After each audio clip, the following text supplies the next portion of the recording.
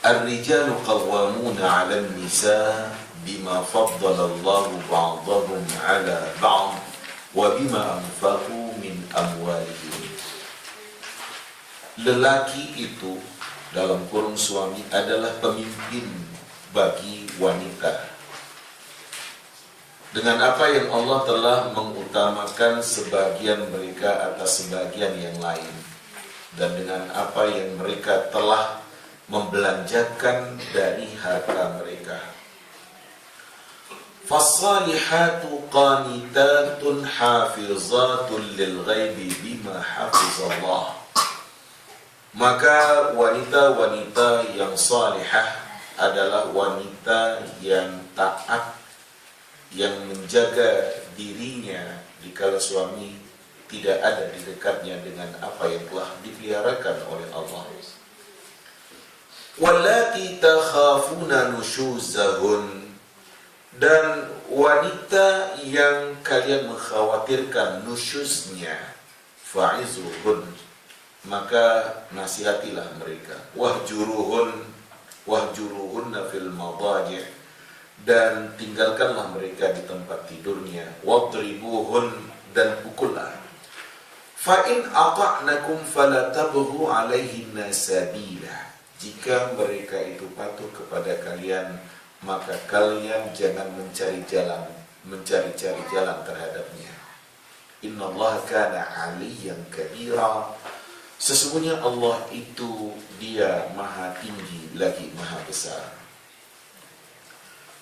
Wa in khiftum shiqaqa bainihima, jika kalian mengkhawatirkan perselisihan di antara keduanya, fab'athu hakaman min ahlihi wa hakaman min ahliha, maka kirimlah suatu hakim dari keluarga dia yang laki-laki dan hakim dari keluarga dia yang perempuan. Iyurida islaha yuwaffiqillahu bainahuma, jika keduanya memang menginginkan perbaikan, pasti Allah memberikan taufik di antara keduanya. Innallaha kana 'aliman khabira. Sesungguhnya Allah itu Dia maha mengetahui lagi maha berpengalaman.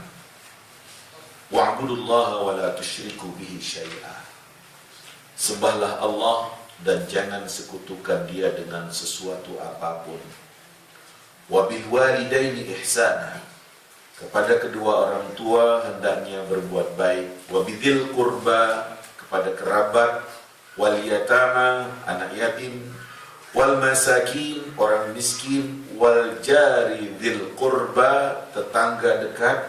Wal jaril junub, tetangga jauh. Wasahibi bil jam, teman yang ada di samping. Wabnis sabil, ibnu sabil. Wa ma malakat aimanukum, dan hamba sahaya yang kamu miliki. Innallaha la yuhibbu man kana mukhtalan fakhura. Sesungguhnya Allah tidak menyukai orang yang dia itu sombong lagi membanggakan diri. Alladzina yabkhaluna wa ya'muruna an-nasa bil bukhl, orang-orang yang bakhil dan menyuruh orang-orang untuk bakhil. Wa yaktumuna ma atahumullahu min fadlih, mereka itu menyembunyikan apa yang telah diberikan oleh Allah kepada mereka dari karunia-Nya. Wa a'tadna lil kafirina 'adzaban muhina, kami sediakan bagi orang-orang kafir itu siksa yang demikian menghinakan. Walladzina yunfiquna amwalahum ria'an nas, orang-orang yang menginfakkan harta mereka karena ria kepada manusia. Wala yunfiquna wala yu'minuna billahi wal yawmil akhir, mereka tidak beriman kepada Allah dan hari akhirat. Wa may yakunish syaitanu lahu qarina fasa'a qarina, barang siapa yang syaitan menjadi qarinnya, teman dekatnya, maka itu adalah seburuk-buruk teman. Wa madza 'alaihim law amanu billahi wal yawmil akhir wa anfaqu mimma razaqahumullah, Apa keberatan mereka kalau sekiranya mereka beriman kepada Allah, beriman kepada hari akhirat, dan menginfakkan sebagian dari apa yang telah diberikan oleh Allah kepada mereka. Wa kana Allahu bihim alima, dan adalah Allah itu terhadap mereka maha mengetahui. Ibu-ibu, bapak-bapak yang saya muliakan, ayat Allah Subhanahu wa Ta'ala yang kita baca ini, bagian awal adalah menjelaskan tentang status laki-laki dalam kurung suami di dalam rumah tangga. Ar-rijalu qawwamun 'alan nisa. Lelaki itu adalah pimpinan bagi wanita yang menjadi istrinya. Lelaki itu adalah yang akan menentukan, membimbing istrinya di dalam kehidupan. Lelaki atau suami yang dikehendaki oleh Allah Subhanahu wa Ta'ala di dalam kehidupan rumah tangganya adalah lelaki yang punya sifat kepemimpinan, yang akan membimbing, yang akan mengarahkan. Allah Subhanahu wa Ta'ala mengatakan itu terjadi, lelaki dijadikan pimpinan, suami menjadi pimpinan di dalam rumah tangganya, karena Allah melebihkan sebagian orang dibandingkan dengan sebagian yang lain. Bima faddalallahu ba'dahum 'ala ba'd. Karena memang Allah Subhanahu wa Ta'ala melebihkan sebagian orang dibandingkan dengan sebagian yang lain. Artinya, lelaki itu memang diciptakan oleh Allah Subhanahu wa Ta'ala mempunyai kelebihan bila dibandingkan dengan wanita. Ibu-ibu, bapak-bapak yang saya muliakan, pada hal-hal yang sangat penting, laki-laki yang harus tampil, laki-laki yang akan maju menghadapi tantangan-tantangan yang ada. Makanya Allah Subhanahu wa Ta'ala mengatakan Allah memang melebihkan laki-laki dibandingkan dengan wanita karena tanggung jawab, karena tantangan-tantangan yang harus dihadapi oleh seorang laki-laki itu di dalam menjalani kehidupannya. Kalau boleh kita simpulkan, yang berat-berat itu adalah merupakan tugas, kewajiban, tanggung jawab dari suami.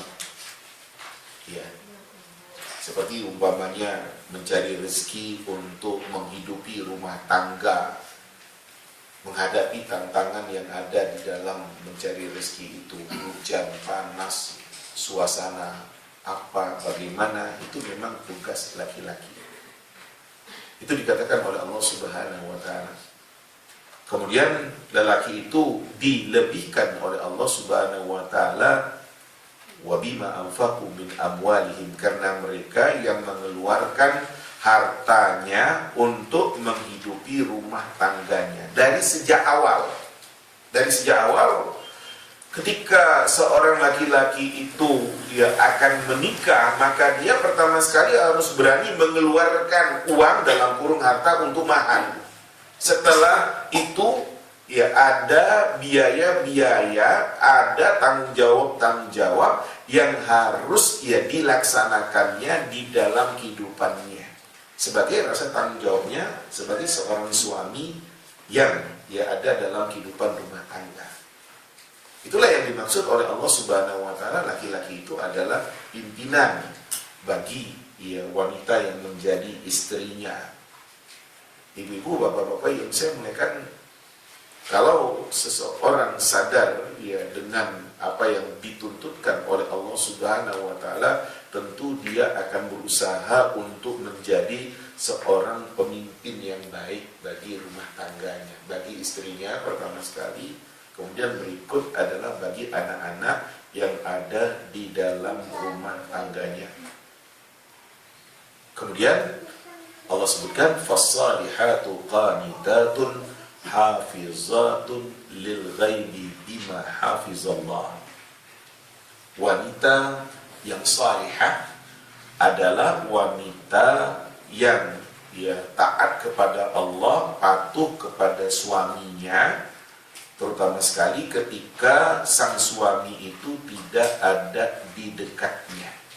Dia mampu menjaga dirinya dikala suaminya tidak ada di dekatnya. Allah menyebutkan seperti itu. Wanita yang terbaik adalah wanita yang salihah, yang taat kepada Allah, patuh kepada suami, dan mampu menjaga dirinya dikala suaminya tidak ada di dekatnya. Di dalam hadis-hadis Nabi Sallallahu Alaihi Wasallam digambarkan betapa tentang keberadaan wanita yang salihah itu. Jadi ada gambaran tentang wanita yang salihah itu. Di antaranya Nabi SAW mengatakan, hadis yang berasal dari sahabat Abu Hurairah radhiyallahu anhu, riwayat At-Tirmidzi. Nabi mengatakan, khairun nisa imra'atun idza nazarta ilaiha sarratka. Wanita yang terbaik itu adalah wanita dalam kurung istri yang apabila kau memandangnya, dia demikian memberikan kesejukan kepada kamu, memberikan kedamaian, ketenangan. Wa idza amartaha ata'atka. Kalau kau suruh dia demikian patuh kepadamu. Wa idza ghibta anha hafizatka fi nafsiha wa malik. Apabila kamu tidak ada di dekatnya, dia pandai menjaga dirinya dan menjaga harta yang ada di dalam rumah tanggamu itu. Kemudian Nabi SAW membacakan ayat Allah Subhanahu wa Ta'ala ini. Itulah gambaran wanita ataupun istri yang terbaik, istri yang salihah yang dikatakan oleh Rasul Sallallahu Alaihi Wasallam. Dan memang harus seperti itu. Ibu-ibu, bapak-bapak yang saya muliakan, apa yang dikatakan oleh Nabi Sallallahu Alaihi Wasallam tadi ini adalah sebagai penentu untuk bahagianya suatu rumah tangga itu. Kata Nabi, wanita yang terbaik, istri yang terbaik itu adalah kalau kamu suaminya memandangnya dia memberikan kesejukan, memberikan kedamaian, memberikan ketenangan. Ya, kan senang kalau seorang suami pulang dapatkan istrinya, dia demikian, dia memperhatikannya, kan seperti itu. Kalau kau suruh dia demikian patuh kepadamu, ya. Dan kalau sekiranya kau tidak ada di dekatnya, dia pandai menjaga dirinya dan pandai menjaga harta yang ada di dalam rumah tanggamu itu. Nabi menginginkan wanita yang beriman kepada Allah di dalam rumah tangganya hendaknya menjadi wanita yang salihah dengan gambaran yang dikemukakan tadi. Hadis yang lain yang dikemukakan oleh Rasul Sallallahu Alaihi Wasallam tentang wanita yang salihah, kata Nabi, idza shallatil mar'atu khamsaha, apabila seorang wanita salat 5 waktu, wa shamat syahraha, dan dia puasa pada bulannya dalam kurung bulan Ramadan, wa hafizat farjaha, dia jaga kehormatannya, wa ata'at zawjaha, dan dia patuh kepada suaminya, qila laha, akan dikatakan kepada wanita itu, udkhulil jannata min ayil abwabi syi'ti, silahkan masuk ke dalam surga dari pintu mana saja yang kamu inginkan. Kelebihan, keutamaan yang diberikan oleh Allah Subhanahu wa Ta'ala kepada wanita yang kita katakan tadi, wanita yang saleh, salat 5 waktu, puasa waktu Ramadan, jaga kehormatan, patuh kepada suami. Oleh Allah Subhanahu wa Ta'ala akan dikatakan kepada wanita itu, silahkan kamu masuk surga dari pintu mana saja yang kamu inginkan. Dipersilakan oleh Allah.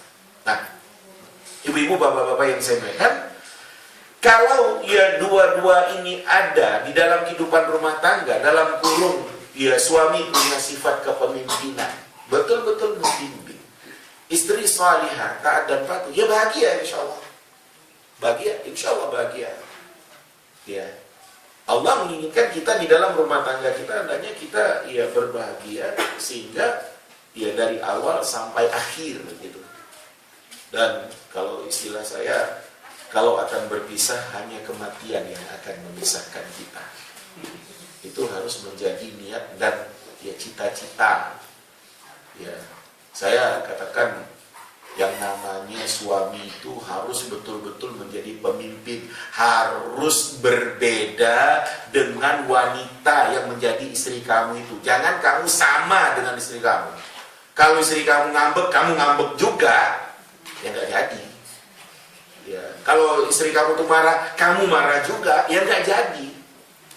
Jadi kalau kamu ya melihat istri kamu tuh ngambek, nah bagaimana kamu pandai mendinginkan hatinya? Kalau dia itu emosi, marah umpamanya, bagaimana kamu tenang? Iya, ya harus berbeda. Kok sama antara ya suami dengan istri, padahal Allah targetkan suami itu harus jadi pemimpin. Ya pemimpin harus berbeda dibandingkan dengan anak buahnya. Ya seperti itu. Sehingga dengan demikian ya dia bisa membawa rumah tangganya kepada kebahagiaan yang ya diinginkan oleh Allah Subhanahu wa taala sebagaimana yang dikatakan di dalam ayat ini. Makanya saya selalu mengatakan seperti ini, "Hei suami, kamu tuh harus ngerti tentang ya istri kamu yang wanita itu." Ya, saya katakan demikian karena betapapun yang namanya wanita itu kan perasaannya lebih didahulukannya, emosionalnya lebih didahulukannya bila dibandingkan dengan objektivitas fikirnya. Boleh buktikan, perasaan wanita akan lebih dahulu. Ya, emosionalnya akan lebih dahulu bila dibandingkan dengan objektivitas fikirnya. Nah, makanya seorang suami harus ngerti ya tentang ya wanita yang menjadi istrinya seperti itu.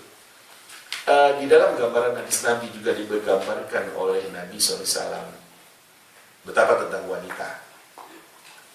Al-mar'atu khuliqat min dhila'in a'waj wa inna a'waja ma fi a'la fa in dhahabta tuqimuhu kasartahu wa in taraktahu lam yazal a'waj. Itu hadis Nabi SAW mengatakan wanita itu diciptakan dari tulang rusuk yang bengkok. Ya. Yang paling bengkok dari tulang rusuk yang ada adalah yang paling atas. Kalau kau berusaha untuk meluruskannya, patah, kata Nabi. Dan kalau kau biarkan begitu saja, dia akan tetap bengkok.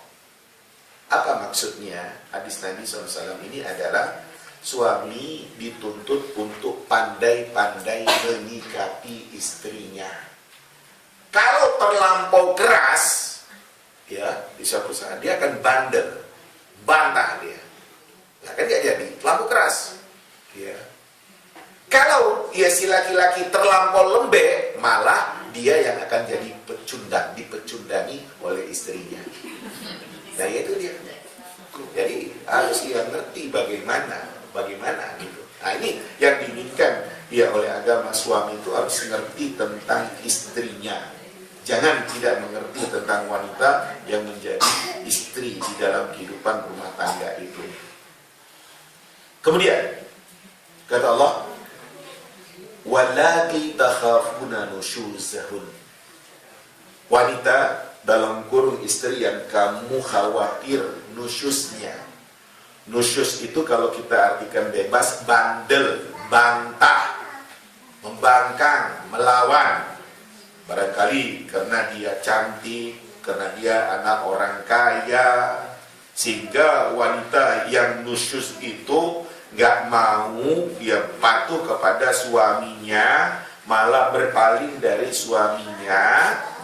Ya, ibu-ibu, bapak-bapak yang saya muliakan, kalau ada tanda-tanda nusyuz itu, bandel, melawan, membangkang itu oleh Allah Subhanahu wa taala, ya dikatakan kepada suami, fa'izuhun, nasihati wanita yang menjadi istri kamu itu, nasihati dia, ya ingatkan dia kepada Allah Subhanahu wa taala. Betapa yang namanya dia sebagai istri harus patuh kepada suami dikala suami itu ngajak kepada yang baik, ngajak kepada yang benar. Ya, seperti itu yang diinginkan oleh Allah Subhanahu wa taala. Dan memang kalau sekiranya yang diajarkan oleh suami itu adalah yang benar, sesuai dengan agama, atau yang dilarangkan oleh suami itu terhadap istrinya, memang seharusnya gak boleh dilarang, ya istri harus patuh. Jangan bandel, jangan melawan. Ibu-ibu, bapak-bapak yang saya muliakan, Allah memang mendudukkan laki-laki itu sebagai pemimpin yang harus punya ketegasan, punya kepastian, dan dia harus bisa mendidik, membimbing wanita yang menjadi istrinya. Harus gitu. Pertama sekali nasihati. Ya.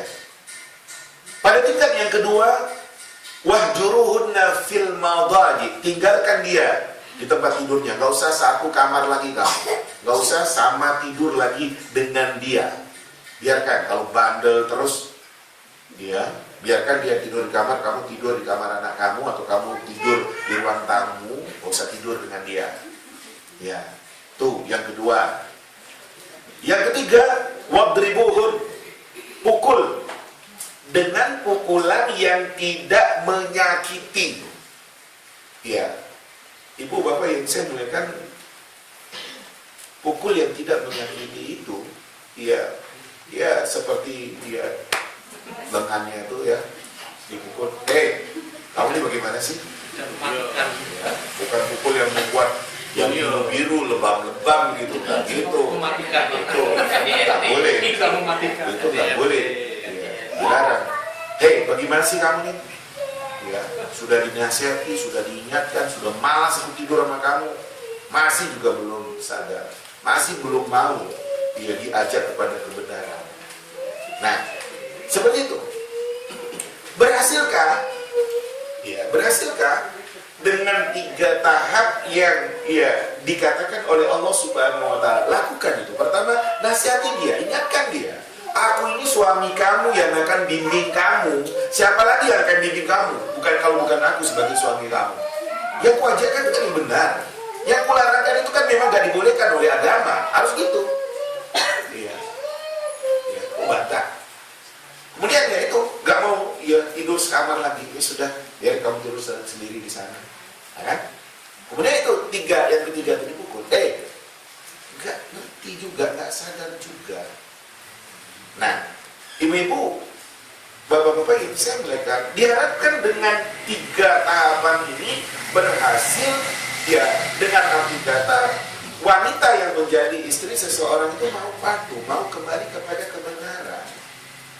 Ya, dia mau dengarkan suaminya karena memang suami itu adalah suami dia yang harus dipatuhinya, yang menjadi pimpinan dalam rumah tangganya. Ibu-ibu, bapak-bapak yang saya muliakan, Nabi Shallallahu Alaihi Wasallam memang menegaskan sekali betapa kepatuhan kepada suami yang benar itu ya tidak boleh tidak, mesti patuh kepada suami yang benar. Nah, itu garis bawahi. Yang diajarkan oleh suami itu ya adalah yang benar, sesuai dengan agama. Memang seharusnya seperti itu. Yang dilarangkan oleh suami itu memang itu yang gak dibolehkan oleh agama. Ini memang sesuatu. Ya, Nabi sampai mengatakan, kata Nabi, "Lau kuntu amiran ahadan an yasjuda li ahadin la amartul mar'ah an tasjuda li zawjiha min 'izami haqqihi 'alaiha."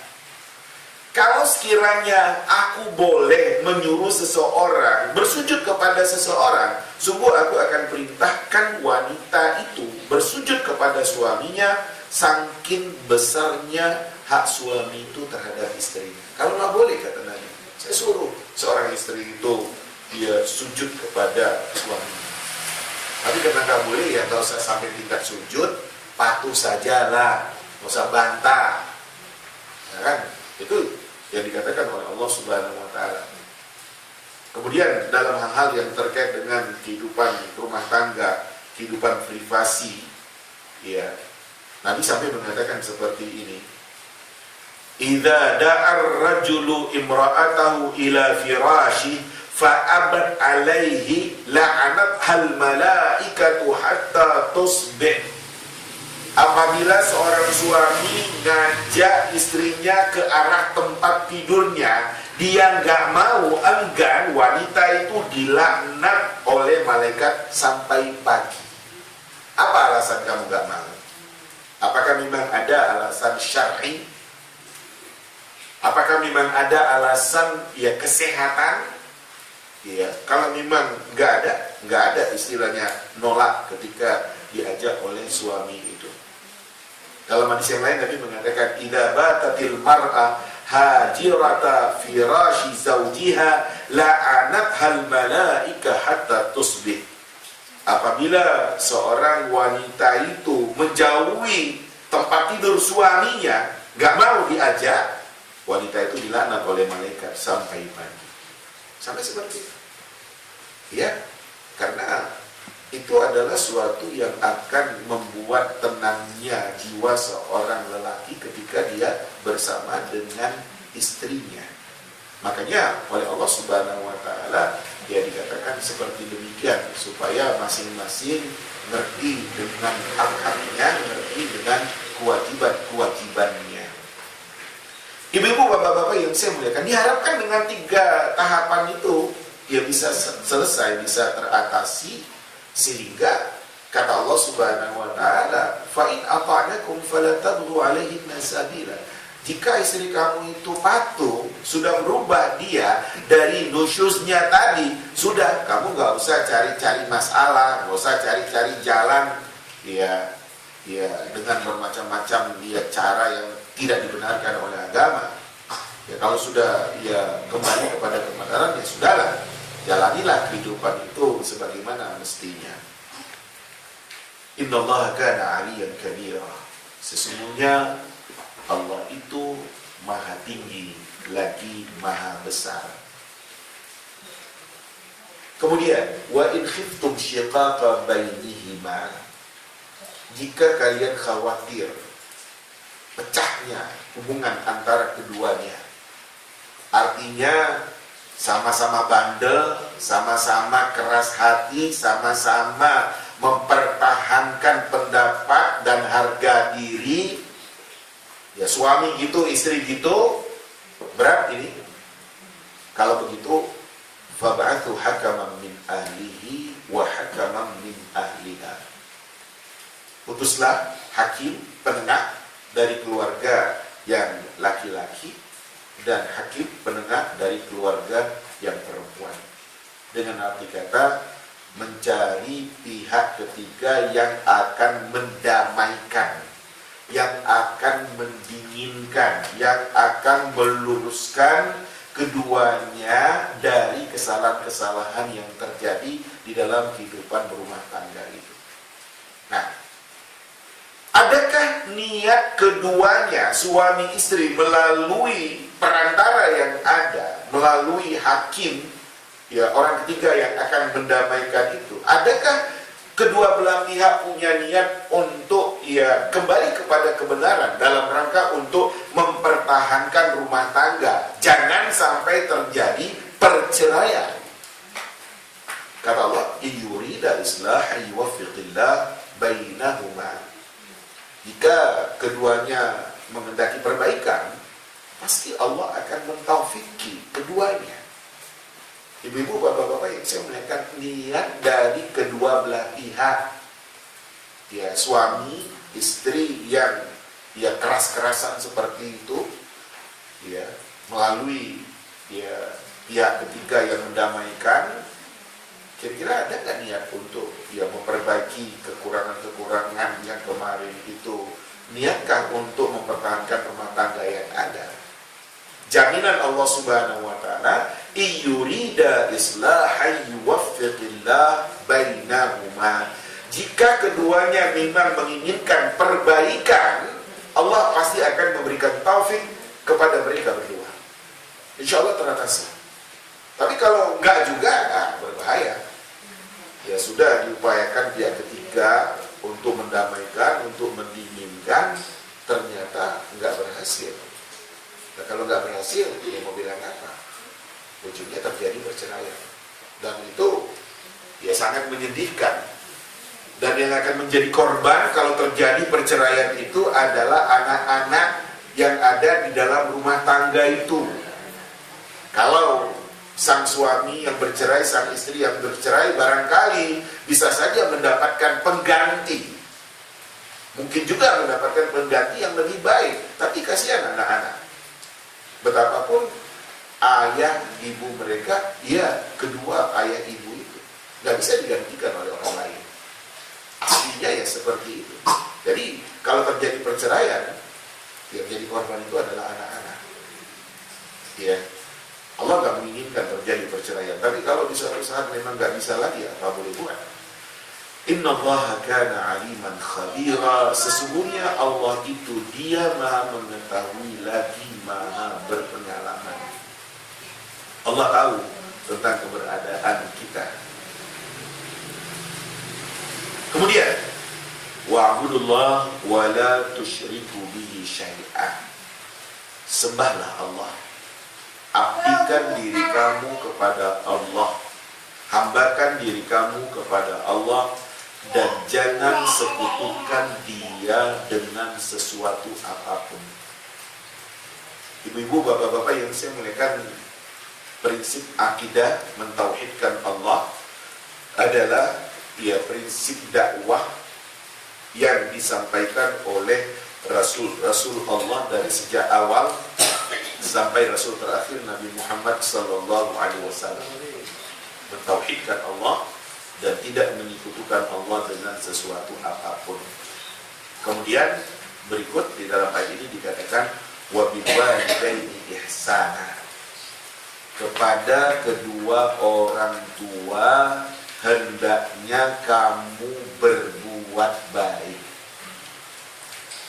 Di dalam Al-Quranul Karim, ayat-ayat Allah Subhanahu wa ta'ala menjelaskan setelah seseorang mentauhidkan Allah Subhanahu wa ta'ala, dia diperintahkan untuk berbuat baik kepada kedua orang tua.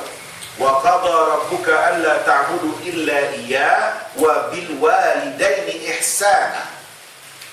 Allah telah memutuskan bahwasanya jangan kalian sembah selain Dia, dan kemudian kepada kedua orang tua hendaknya kalian berbuat baik. Dalam ayat lain Allah Subhanahu wa taala mengatakan anishkurli wa liwalidaik. Syukur kamu kepada aku dan kepada kedua orang tuamu. Karena munculnya kamu ke dunia adalah karena orang tua kamu. Berhasilnya kamu di dalam kehidupan kamu adalah karena orang tua kamu yang jungkir balik. Ya, mulai dari membesarkan kamu, menyekolahkan kamu, sampai akhirnya kamu hebat, sukses seperti itu.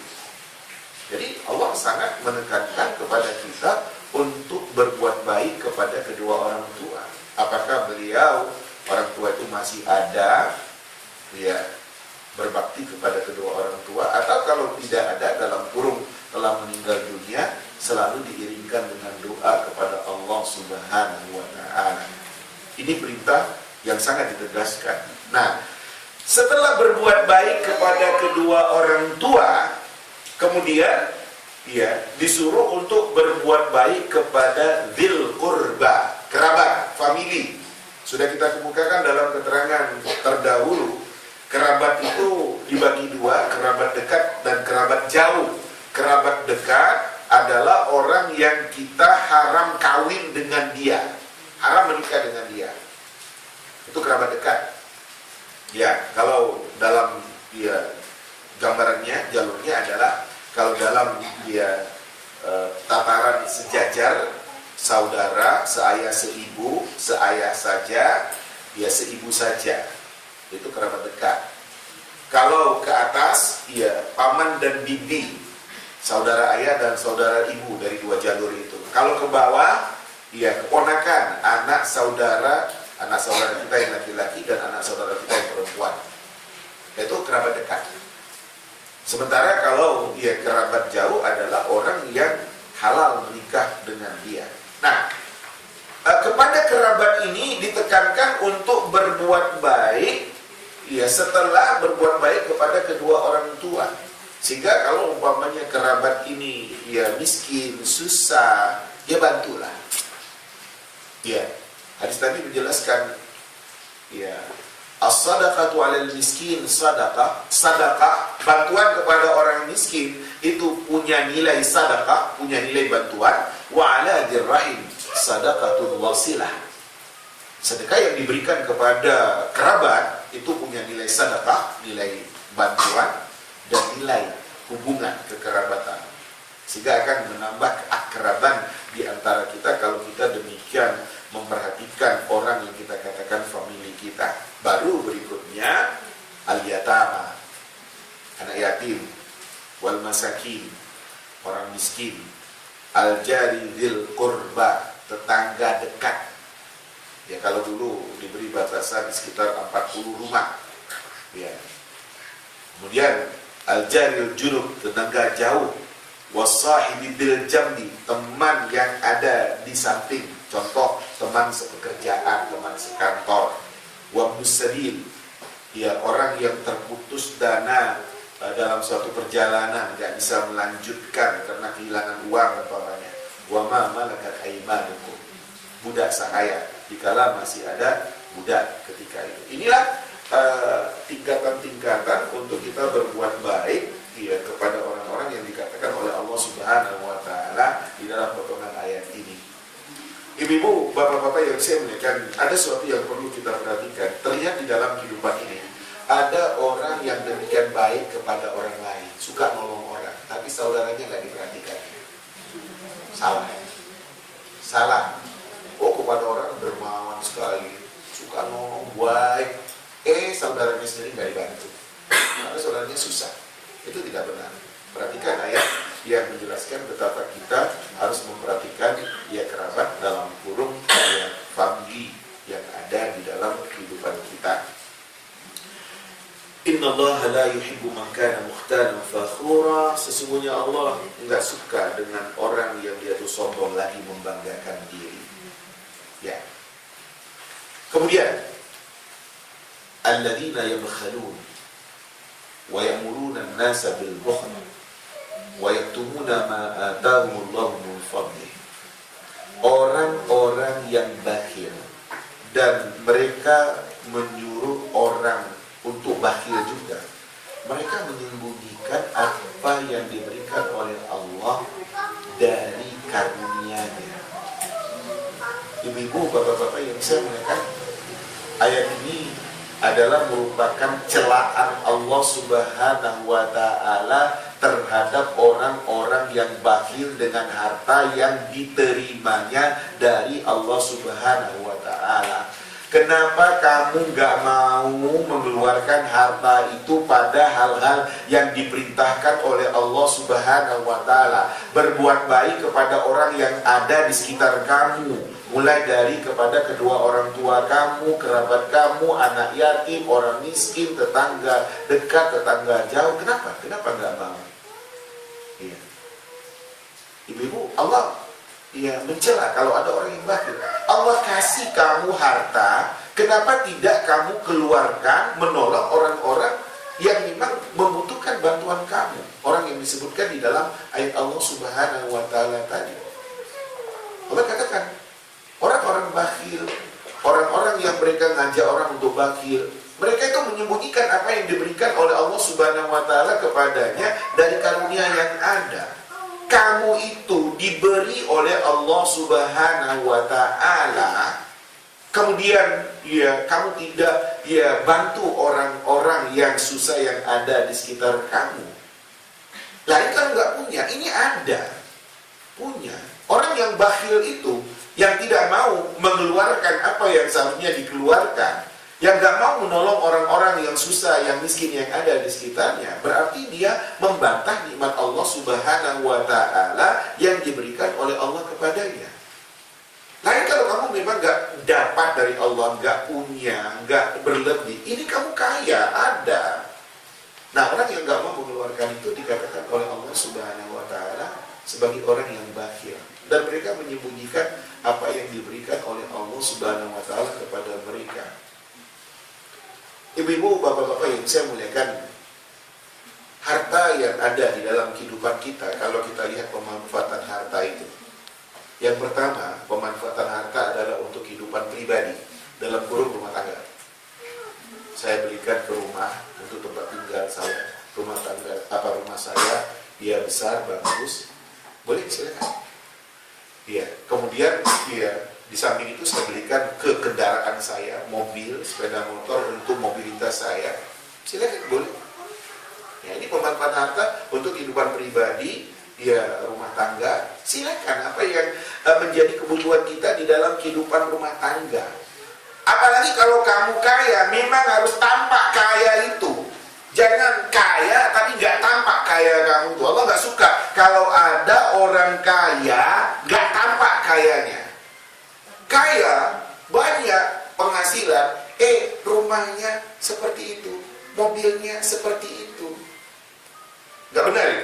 Ini hadis Nabi yang menjadi alasan saya. Innallaha idza an'ama ni'matan ala 'abdin ahabba an yazhara atharuha alaihi. Sesungguhnya Allah apabila memberikan nikmat kepada seorang hamba, Allah suka bekas daripada nikmat itu tampak di dalam kehidupan seseorang tadi. Karena dia memang orang berhasil. Rumahnya besar, bagus, mobilnya bagus, penampilannya, pakaiannya, makan yang ada di dalam rumah tangganya, minuman. Masa orang kaya makannya yang gitu? Tempe. Nah, enggak. Kalau orang kaya itu ya memang harus tampak kaya. Iya, alhamdulillah. Ya, ibu-ibu, bapak-bapak yang saya muliakan, ada potongan doa Nabi SAW. Ini potongan doa Nabi. Nabi di dalam doanya mengatakan, Allahumma ij'alna syakirina li ni'matik. Ya Allah, jadikan kami menjadi orang yang bersyukur terhadap nikmat-Mu. Musnina biha alaika qabiliha. Jadikan kami orang yang memuji nikmat yang Kau berikan itu, yang kami terima dari Engkau. Wa atmimha alaina. Sempurnakan, maksimalkan ya rezeki itu untuk kami ya Allah. Jadi kalau memang kaya, ya memang nampak kaya itu di dalam kehidupan seseorang. Jadi pertama sekali untuk kehidupan pribadi dan rumah tangga. Yang kedua, ya untuk ibadah dalam kurung seperti haji dan umrah. Karena ya haji dan umrah itu kan perlu biaya. Ya nggak mungkin bisa sampai ke Mekah sana tanpa biaya, tanpa uang. Ya kalau memang punya, berangkat hajilah, daftarlah, seperti itu. Yang ketiga, ini dia, untuk diamalkan. Yang wajib zakat, infak, ya kemudian infak, sedekah, bantuan, sumbangan, pinjaman dan lain-lain. Nah, ini pemanfaatan harta yang harus kita manfaatkan dengan sebaik-baiknya. Nah, kalau kita memanfaatkan harta itu dengan sebaik-baiknya, ya insya Allah kita termasuk kepada orang yang dikatakan sebagai mensyukuri nikmat Allah. Dan jaminan Allah, la in syakartum la azidannakum wa la in kafartum inna adzabi lasyadid. Jika kamu bersyukur, kata Allah, pasti akan kutambah. Tapi kalau kamu kafir terhadap nikmat yang ada, hati-hati kamu, siksaanku demikian sangat berat. Wa a'tadna lil kafirina 'adzaban muhina. Kami siapkan untuk orang kafir itu siksa yang akan menghinakan mereka. Kemudian, walladzina yunfiquna amwalahum ria'an nas. Orang-orang yang membelanjakan hartanya karena ria terhadap orang-orang yang ada, wala yu'minuna billahi wala bil yaumil akhir. Dan mereka tidak beriman kepada Allah, juga tidak beriman kepada hari akhirat. Wa may yakunish syaitanu lahu qarina fasa'a qarina. Barang siapa yang syaitan itu menjadi teman dekatnya, itu adalah seburuk-buruk teman, sejelek-jelek teman. Ibu-ibu, bapak-bapak yang saya muliakan, Ayat ini menjelaskan kalau mengeluarkan harta, ikhlaskanlah karena Allah Subhanahu wa Ta'ala. Jangan riya, jangan pamer. Ya, jangan berharap dipuji orang, jangan berharap untuk disanjung orang, dihormati orang dengan kebaikan yang dilakukan itu. Kalau seseorang membelanjakan hartanya ya karena riya, itu sama sekali nanti tidak akan mendapatkan balasan dari Allah Subhanahu wa Ta'ala. Makanya kita tata hati kita ya ketika kita beramal ya hendaknya betul-betul ikhlas karena Allah Subhanahu wa Ta'ala. Yang mendorong kita untuk beramal itu adalah atas kesadaran kita. Karena memang alhamdulillah saya diberi rezeki oleh Allah Subhanahu wa Ta'ala, ada yang saya harus keluarkan dan bisa nolong orang, meringankan orang, ini saya keluarkan. Kalau sekiranya tidak ikhlas, dia rugi. Sudah mengeluarkan tapi tidak ada dapat balasan dari Allah Subhanahu wa Ta'ala. Dan kalau seseorang yang dia itu ya di dalam gambaran ayat Allah Subhanahu wa Ta'ala ini dikatakan dia termasuk orang yang berteman dengan setan yang menggodanya dan akhirnya dia itu terbawa hanyut di dalam kesesatan. Wa mada alaihim law amanu billahi wal yawmil akhir wa anfaqu mimma razaqahumullah. Apa keberatan mereka kalau sekiranya mereka beriman kepada Allah, beriman kepada hari akhirat, dan kemudian mau mengeluarkan sebagian dari apa yang diberikan oleh Allah kepada mereka. Apa? Kenapa? Kenapa enggak mau, kata Allah Subhanahu wa Ta'ala? Ya, apa yang membuat mereka enggak mau beriman, enggak mau ya menjalani jalan kebenaran yang dikatakan oleh Allah Subhanahu wa Ta'ala? Kenapa tidak mengikhlaskan apa yang diamalkan itu, apa yang dikeluarkan itu? Ya. Ada apa, kata Allah Subhanahu wa Ta'ala? Sangat disesalkan sekali kalau ada seseorang itu tidak mau diajak sebagaimana yang dikatakan oleh Allah Subhanahu wa Ta'ala. Rugi dia. Ya, wa kana Allahu bihim alima. Allah Subhanahu wa Ta'ala itu tahu ya tentang mereka. Niat mereka itu apa, betul-betul ikhlas karena Allah Subhanahu wa Ta'ala atau ya karena ya ingin berbangga-bangga, ingin pamer. Kalau dia itu ikhlas, ya dia pasti akan mendapatkan balasan baik dari Allah Subhanahu wa Ta'ala. Tapi kalau dia ingin pamer, ingin berbangga-bangga, ya dia tidak akan mendapatkan apa-apa dari Allah, malah dia akan mendapatkan hinaan dari Allah Subhanahu wa Ta'ala. Rugilah orang yang tidak ikhlas di dalam amal perbuatan yang dilakukannya ketika dia hidup di dalam kehidupan ini. Padahal dengan kebaikan-kebaikan yang dilakukan seharusnya dia mendapatkan balasan baik dari Allah. Para jemaah yang saya muliakan, inilah ayat Allah Subhanahu wa Ta'ala yang kita baca pada sore hari ini. Demikian penjelasannya, mulai dari permasalahan yang terkait dengan rumah tangga tadi, kemudian ya masalah ketauhidan Allah Subhanahu wa Ta'ala, dan kemudian yang terkait dengan harta. Mudah-mudahan bisa menambah pemahaman dan pengertian kita semua tentang ayat yang kita kaji. Uraiannya saya cukupkan. Berikut, mari barangkali ada hal-hal yang akan kita bicarakan lebih lanjut untuk mendalami masalah ini. Monggo untuk disampaikan. Silakan Ibu. Assalamualaikum warahmatullahi wabarakatuh. Memang kajian tentang wanita ini sangat menarik.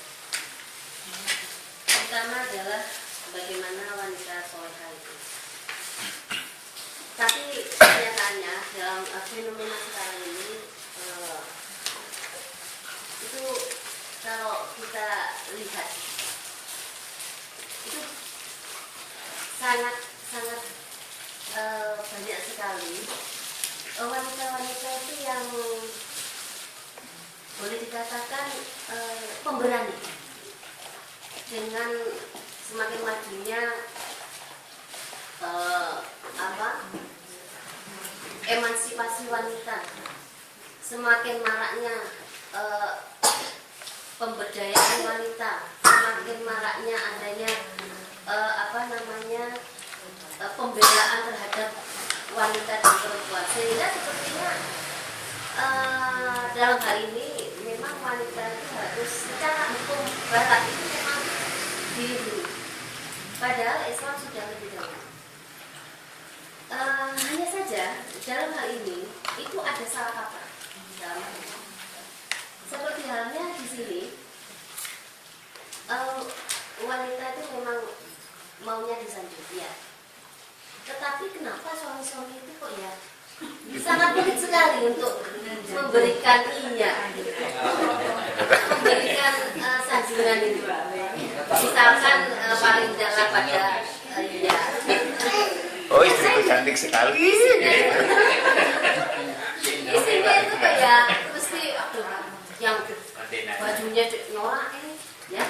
Kok masalahnya kok asinan dan sebagainya. Iya, nah itu ya orangnya. Akhirnya ini padahal wanita itu mudah terpikat dengan adanya rayuan moral tersebut. Iya. Jadi dalam hal ini bagi wanita yang bekerja di luar rumah dan tentunya dengan ridho dari suami, ini luar biasa tamennya itu, karena di luar itu banyak sekali godaan seperti itu. Yang saya tanya Mas, kalau itu dikaitkan dengan kekuatan atau kedudukan suami sebagai ibu yang harus mengarahkan istri, terutama di dalam hal mulai menasehati sampai dengan bagaimana memukul atau berikutnya tidak. Kalau terjadi suatu saat, hal ini banyak sekali terjadi. Akhirnya si istri itu lebih mudah untuk mengajukan gugatan. Itu tidak hanya di lingkungan sini aja, di lingkungan yang berpendidikan pun itu sangat banyak sekali di tempat saya. Ya. Apa yang salah di sini? Nah, ini yang perlu saya tanyakan. Berkaitan dengan hal ini, bagi ibu-ibu yang punya anak perempuan, sehingga ini juga ingin mohon saran, bagaimana sih memilih mantu yang baik? Pilihlah seperti saya. Oke, baik ibu-ibu, bapak-bapak yang saya. Ya. Pertama, tentang keberadaan kehidupan kita sekarang yang dengan wanita yang maju-maju berpendidikan, ya demikian berhasil, kita katakan seperti demikian. Islam tidak pernah menghalang-halangi wanita untuk berhasil di dalam kehidupannya, selama seorang wanita dalam kurung istri itu sadar akan tanggung jawabnya. Jadi kalau ada wanita yang berhasil dan untuk mendapatkan keberhasilan itu dia demikian dengan perjuangan, itu memang terasa berat. Kenapa dikatakan berat? Dia harus menjadi istri bagi suaminya, dia harus menjadi ibu bagi anak-anaknya. Kemudian dia dengan tugas-tugas, dengan dia kewajiban-kewajiban yang harus diselesaikannya di kantornya, sebab dia dituntut untuk profesional di dalam pekerjaannya. Memang berat dia seperti itu. Saya katakan, oke, wanita maju, tapi dikala kembali ke rumah dia memang adalah istri. Dia adalah ibu bagi anak-anaknya. Nah, tugas-tugas kewajiban sebagai seorang istri, tugas-tugas sebagai seorang ibu, ini yang tidak boleh diabaikan. Nah, tentu saja ya suami harus bisa memahami dan mengerti tentang istrinya yang seperti itu. Kalau sang suami kaku umpamanya, harus begini, tidak boleh tidak memahami keadaan istri, wah itu yang repot, berbahaya. Ya pokoknya, pokoknya. Nah, udah gitu tuh. Pada padahal Mas tolong aku, kan ya, sang istri bilang minta tolong kepada suaminya, ya dengan anak-anak yang ada umpamanya, dengan apa yang ada umpamanya. Kalau memang mengizinkan dan meridai istri itu untuk keluar dalam kurung dengan tugas dan pekerjaannya, memang ya istilahnya sang suami harus siap mengambil sebagian daripada tugas yang merupakan tugas istrinya dalam rangka untuk kebaikan rumah tangga itu. Tapi kalau tidak ya berbahaya. Ya, berbahaya. Nah, seperti yang Ibu katakan, ya terjadi gugatan sang istri terhadap suaminya untuk bercerai, untuk berpisah. Ini pasti ada suatu ganjalan yang tidak bisa terselesaikan di dalam rumah tangganya. Terutama sekali saya katakan, dia yang dituntut ya dengan sesuatu yang tanpa ada ya kelenturan di dalam tuntutan suami itu. Sementara dia menginginkan dia dimengerti, dia difahami. Nah, karena merasa tertekan seperti itu, ya terjadilah seperti itu. Nah, maunya kan jangan sampai terjadi seperti itu. Kalau kamu, hai suami, mengikhlaskan istri kamu bekerja dengan tugas-tugasnya, ya di suatu saat apa yang ya sebenarnya itu tugas istri kamu yang ngambilnya, kamu yang ngatasinya. Ya, sebagai kamu orang yang mengizinkan dia untuk mencapai sesuatu yang memang menjadi harapan dan cita-citanya. Tapi Ustaz, tidak mesti seperti itu di dalam uraian Ustaz tadi kan, seolah-olah laki-laki ini yang kurang memahami, dan juga itu laki-laki ini yang sangat paham betul. Tetapi karena si istri ini punya karir yang begitu baik, semakin menanjak, ya semakin ke atas kan semakin mempunyai pandangan yang jauh. Banyak godaan. Loh ya goodbye suami itu loh maksudnya. Yang saya katakan tadi, kesadaran istri tadi ketika dia pulang ke rumah, dia adalah istri, dia adalah ibu. Ketika dia dengan pekerjaannya, ya dia dengan pekerjaannya. Soal dia dengan godaan-godaan, dia memang harus mampu. Kalau enggak ya enggak usah jadi itu. Kadung itu. Nah, kalau dia jadi itu dan kemudian dia itu nggak siap dengan godaan-godaan yang ada ya di dalam pekerjaannya, di dalam ya kiprahnya, ya berbahaya. Jadi ini yang kita katakan, oke, suami kamu mengizinkan kamu nggak untuk ya dengan pekerjaan mengizinkan, oke. Nah, kemudian ya dia itu tetap sadar dengan tanggung jawabnya. Itu tadi ketika dia di rumah, dia adalah istri bagi suaminya. Apa yang dikatakan oleh agama ya terhadap dirinya, ya itu kan memang harus ya tetap menjadi kewajiban yang berlaku. Demikian juga dia terhadap anak-anaknya. Nah, memang kealpaan seperti yang disinyalir oleh Mas Sugeng tadi, kealpaan wanita karena dia yang merasa bisa kan gitu, akhirnya ya goodbye suami tadi, dan itu kan berbahaya. Artinya itu tadi saya katakan, kalau terjadi perceraian yang jadi korban itu kan anak-anak. Dia bisa dapat suami yang lebih hebat barangkali, si sang suami juga bisa dapat istri yang lebih baik barangkali. Tapi kan korban anak-anak. Nah, itu kan yang tidak diinginkan oleh agama, makanya jangan sampai terjadi.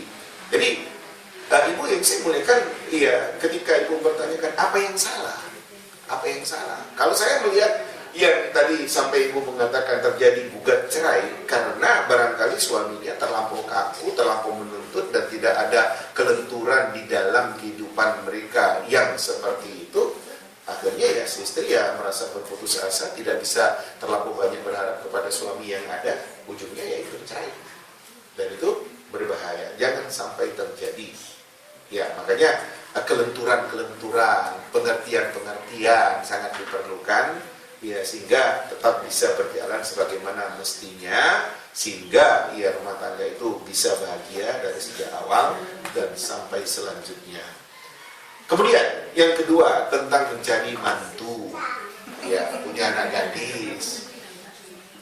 Ibu bapak yang saya muliakan, pandangan agama di dalam mencari menantu, laki-laki kah, perempuan kah, tetap pijakannya adalah agama dan kepribadian. Ya, kalau terkait dengan mencari menantu wanita, kata Nabi, tunkahul mar'a li arba'. Wanita itu dinikahi karena 4 hal. 5 liha, karena kehartaannya, karena orang kaya. li jamaliha karena kecantikannya, li hasabiha karena keturunannya, ya, kemudian li diniha karena keberagamaannya. 3 pertama adalah penilaian kemanusiaan. Yang keempat dikatakan oleh Nabi li diniha karena keagamaannya. Terdidik, nah, kan seperti itu. Ya agama. Apa gunanya anak orang kaya cantik kemudian sombong, kemudian suaminya itu nggak dihargainya sama sekali, nah, kan ya itu nggak akan sampai kepada cita-cita kebahagiaan dalam rumah tangga. Itu terhadap ya wanita, menantu wanita.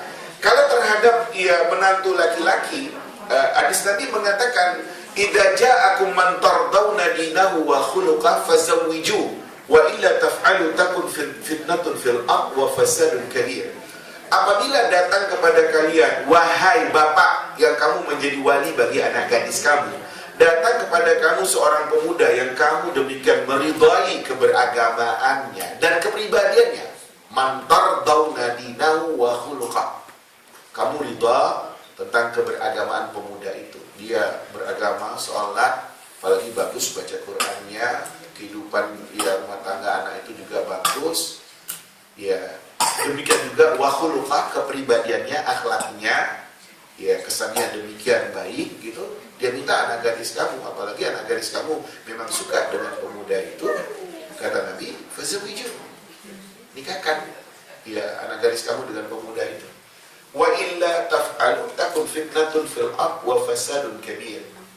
Kalau kamu tidak lakukan, itu akan menjadi fitnah di permukaan bumi dan bencana yang sangat besar.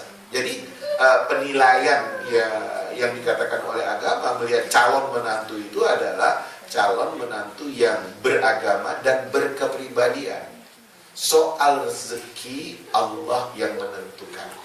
Saya selalu katakan begini, coba tanyakan kepada ibu bapak kamu, Bu, Pak, waktu menikah dulu langsung punya rumah? Enggak mau. Sama aja. Jadi jangan ya ketika cari menantu itu harus yang sudah punya rumah, punya mobil. Kalau enggak, ibu dulu nikah punya rumah langsung nggak, Bu? Enggak kan nikah. Nah, gitu. Jadi kan seperti itu. Biarkan dia berkembang. Insya Allah dia akan sampai kepada apa yang menjadi cita-cita mereka di dalam rumah tangga. Pokoknya dia itu kita nilai baik, beragama, punya visi ke depan, punya cita-cita untuk membahagiakan rumah tangga dan berkepribadian. Insya Allah dikala kita menitipkan anak gadis kita kepadanya tidak akan disia-siakan. Nah, kalau memang dia apa yang dikatakan tadi, man tardawna dinahu wa khuluquhu, orang yang kamu ridha terhadap agamanya dan kepribadiannya, apalagi anak kamu juga senang dengan pemuda itu, ya nikahkan. Nah, kemudian ya itulah yang kita semangati anak kita, menantu kita itu untuk lebih baik, untuk lebih meningkat, sehingga pelan tapi pasti akhirnya dia kan mulai mendapatkan keberhasilan di dalam kehidupan. Nah, rata-rata kita kan gitu. Ya dari nggak punya rumah, kemudian punya rumah, dari nggak punya kendaraan, alhamdulillah. Dan itu kan setelah perjuangan sekian lama, nggak langsung jadi. Kalau saya bilang, iya kalau anak Abu Rizal Bakri, gitu. Abu Rizal Bakri iyalah. Tapi kalau dia anak orang biasa ya memang ya dari 0 kilometer untuk menuju cita-cita ke depan sana. Demikian tentang dia masalah yang ibu kemukakan. Bapak yang lain silakan. Ibu, silakan. Waalaikumsalam. Salam. Sesuai apa yang disampaikan oleh Ustaz tadi, yaitu seorang laki-laki adalah seorang pemimpin dalam keluarganya, dalam segala-galanya. Yang saya tanyakan, Pak, ada seorang suami yang tugasnya itu pindah-pindah antar profesi. Sedangkan yang ngurus keluarganya adalah istrinya. Dosakah seorang suami seperti itu? Ibu yang saya muliakan, tuntutan pekerjaan juga harus dimengerti oleh istri. Iya, apalagi ibu katakan tadi pindah. Iya kan gitu. Harus dengan pengertian itulah. Iya dia dengan pekerjaannya. Kalau nggak mau bekerja di kantor itu, ya sudah, tinggalkan saja. Ya resign saja dari kantor itu. Tapi kan nggak semudah itu untuk mencari pekerjaan kita katakan. Nah memang harus ada pengertian. Udah kalian di sini saja, biar bapak yang pindah-pindah. dengan rasa tanggung jawabnya. Nah, seperti itu. Keluarga harus sampai kepada tingkat ridha. Sebab betapapun keberadaan dia itu jelas ada di sana. Dan ada kepercayaan dari keluarga, terutama sekali istri, kepada suami yang jauh itu. Sebab betapapun sejauh-jauhnya dia terbang dengan pekerjaannya, ujungnya akan kembali ke rumahnya. Kan ada waktu-waktu libur, ya sekian lama, kemudian dia tuh pulang, kumpul dengan keluarga, nanti balik lagi. Ya memang tuntutan pekerjaan. Kalau enggak ya resign saja dari pekerjaan itu. Ya nggak bisa saya jauh dari istri dan dari anak saya. Kalau kuat, Lah ya itu. Ya kan gitu. Ya kan gitu. Bolehkah istri minta cerai dalam kasus seperti itu? Oh enggak, kalau memang dia jelas dengan pekerjaannya. Iya, kalau memang dia jelas dengan pekerjaannya. Iya, nggak ada alasan. Yang boleh minta cerai itu kalau dia entah di mana-mana dan nggak jelas gitu. Alamat tahu. Jelas ada. Ya kan pekerjaan orang memang dia kerjanya seperti itu. Ya nggak ada alasan untuk minta cerai.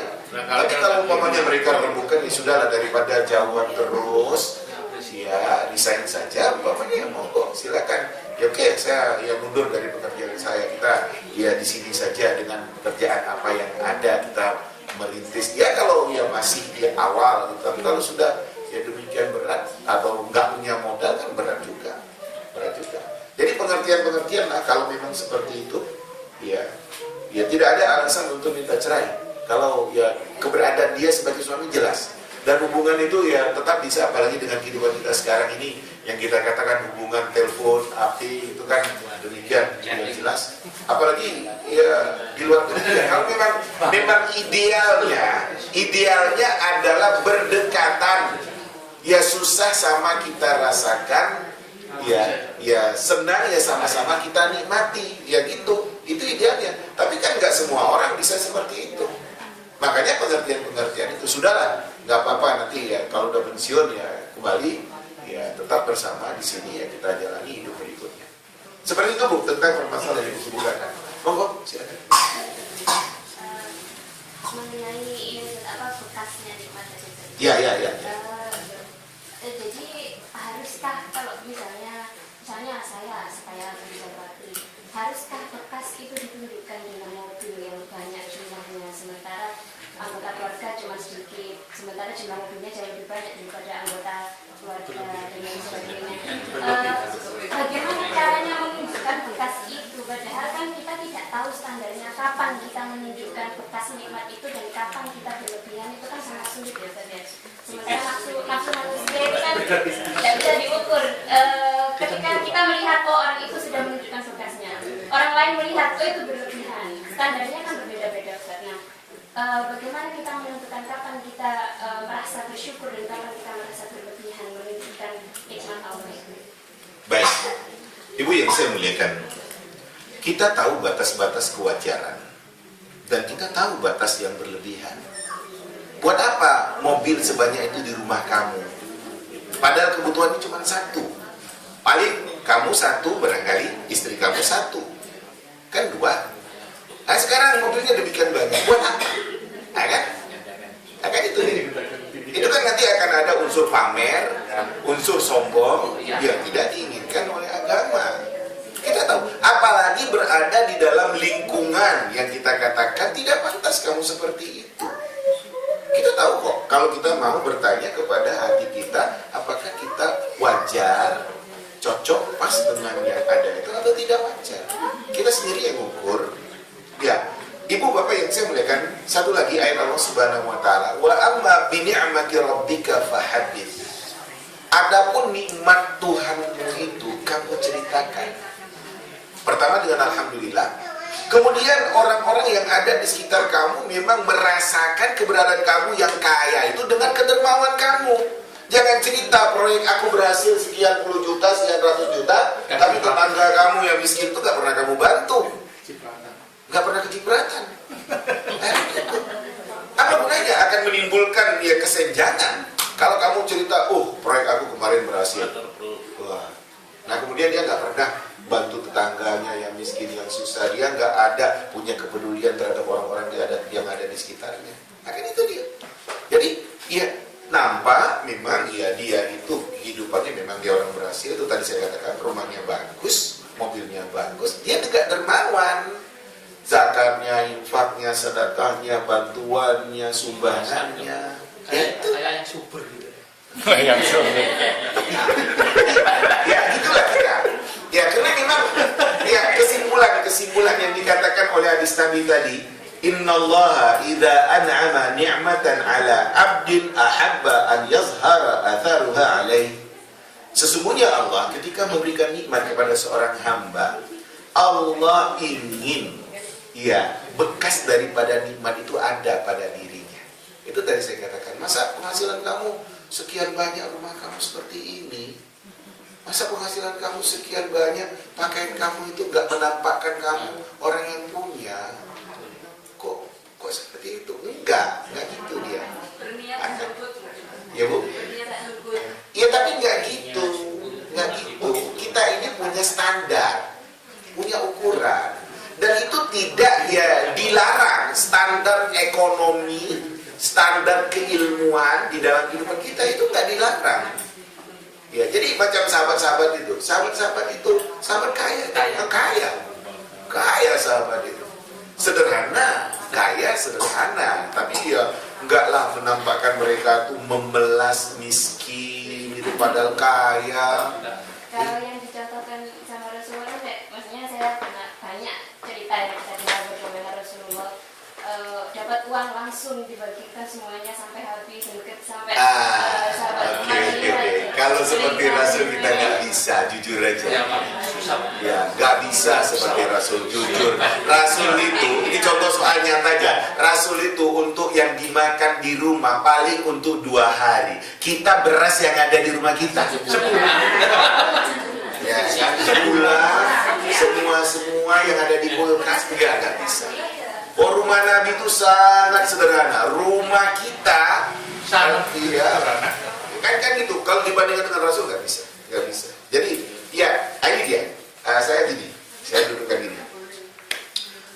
Menilai fiil Nabi Sallallahu Alaihi Wasallam, perbuatan Nabi. Nabi Sallallahu Alaihi Wasallam dengan ya fiilnya, perbuatannya, sikapnya itu dipilah. Yang pertama, Nabi dengan kemanusiaannya ketika itu, dengan keadaannya ketika itu, dengan suasana ketika itu, itulah Nabi. Itulah Nabi. Yang berbeda dengan keadaan kita sekarang. Contoh kendaraan umpamanya. Nabi itu punya onta kendaraannya. Juga ada bagal. Perkawinan antara kuda dengan keledai. Itu naik itu. Nabi. Kan sederhana sekali Nabi. Nah kita sekarang mobil, kan ada Kijang, ya ada Xenia, ada Mercy, ya kan itu kan, nah itulah kehidupan kita. Karena memang dia pengusaha, dia orang berhasil, kan beda. Rumah Nabi sederhana sekali. Makanan Nabi itu saya katakan tadi sangat sederhana sekali. Jadi kalau harus seperti Nabi ansih seperti itu nggak bisa. Jadi Nabi ya Nabi dengan kehidupannya dulu. Ya kita sekarang ini dengan kemajuan kita, dengan ya teknologi, dengan bermacam-macam yang ada dalam kehidupan kita. Ini yaitu Nabi. Itu kita nggak dituntut untuk seperti itu. Oh kita harus seperti Nabi. Kalau gitu beras kamu itu nggak ada satu bulan di rumah. Kalau kamu nyimpan beras untuk 1 bulan, kamu seperti Nabi. Ya, jadi bagaimana ya? Paling untuk 2 hari, setelah 2 hari cari lagi untuk 2 hari berikutnya, untuk 2 hari berikutnya. Nah itu udah Nabi. Muli nih kan Kita sekarang Masya Allah. Nah, itu tidak dituntut contohnya. Yang kedua yang memang ada pendekatan dari Nabi pada hal-hal yang memang ada stressing. Macam tadi umpamanya yang namanya berlebihan itu kan memang nggak boleh. Ya sewajarnya oke. Saya katakan dunia ini memang harus kita dapatkan tanpa kita dihanyutkan oleh dunia yang ada. Ya, kita memang harus dapatkan. Nggak boleh kita aku biar aja miskin di dunia sekarang, biar asalkan nanti di akhirat bahagia. Enggak. Karena doa kita adalah Rabbana atina fid dunya hasanah wa fil akhirati hasanah wa qina adzabannar. Ya Allah tolong berikan kepada kami dunia kami hasanah, baik. Bagaimana dunia yang hasanah? Lah kan gitu. Ya, punya punya rumah. Kalau nggak punya rumah, ngontrak-ngontrak, boyongan tiap tahun. Wah, berat sekali. Harus ada di suatu saat saya udah punya rumah, kendari pun kecil. Saya tidak pindah-pindah lagi. Kira-kira seperti itu. Punya kendaraan, mulai dari sepeda motor sampai mobil. Kan kira-kira seperti itu. Oh, mobilnya bagus, dia orang kaya kok. Iya. Kalau saya hanya punya mobil itu, ya itu yang dapat sama saya. Bilang apa? Alhamdulillah. Nah, itu. Jadi kalau pada yang ditekankan oleh Nabi, ya kita harus melakukan seperti yang dikatakan oleh Nabi. Yang ketiga, yang merupakan kekhususan untuk Nabi, ya kita nggak boleh niru Nabi. Seperti umpamanya Nabi itu istrinya lebih dari 4. Nah itu kita nggak boleh niru Nabi. Oh Nabi dia 9. Karena memang ada hal-hal yang dibedakan antara Nabi dengan kita. Ya itu tadi seperti umpamanya istri Nabi 9 yang hidup bersama dengan Nabi ketika itu. Ya kemudian ya kita paling ya laki-laki dalam kehidupan Islam itu hanya paling boleh 4 gitu. Kemudian harta Nabi nggak akan jadi warisan. Harta Nabi kalau ada harta Nabi itu untuk Baitul Mal. Kemudian janda Nabi nggak ada boleh yang mengawininya. Sementara kalau janda orang-orang yang ada dalam kehidupan sekarang ini kita katakan kalau mau nikah lagi ya nggak ada larangan. Nah, kira-kira seperti itu. Nah, jadi ada hal-hal yang khusus untuk Nabi yang kita nggak boleh mencontohnya. Seperti itu. Ibu-ibu, bapak-bapak yang bisa menikah, itulah dulu kajian kita pada sore hari ini. Mudah-mudahan ada manfaatnya. Lebih dan kurang saya mohon maaf. Billahi taufiq wal hidayah. Wassalamualaikum warahmatullahi wabarakatuh.